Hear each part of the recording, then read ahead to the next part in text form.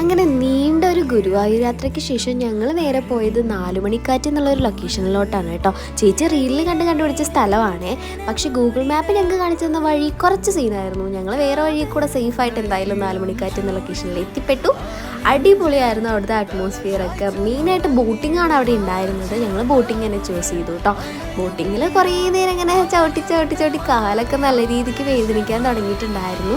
എന്നാലും ഫാമിലിയായിട്ട് നമ്മളിങ്ങനെ സ്പെൻഡ് ചെയ്യുന്ന ടൈം അത് സ്പെഷ്യൽ തന്നെയല്ലേ. എല്ലാവരും ഭയങ്കര ഹാപ്പി ആയി കേട്ടോ. എന്നിട്ട് പിള്ളേർക്ക് കളിക്കാനായിട്ട് അവിടെ പാർക്ക് ഉണ്ടായിരുന്നു. പാർക്കിൽ കുറച്ച് നേരം കളിച്ചു കഴിഞ്ഞപ്പോഴേക്കും എല്ലാവർക്കും വിശക്കാൻ തുടങ്ങി. നേരെ പോയി കുറച്ച് സ്നാക്സൊക്കെ വാങ്ങി, സമൂസ, കട്ട്ലൈറ്റ്, അത് കഴിഞ്ഞ് ഐസ്ക്രീമും വാങ്ങി ഞങ്ങൾ കഴിച്ച് സുഖമായി മടങ്ങി.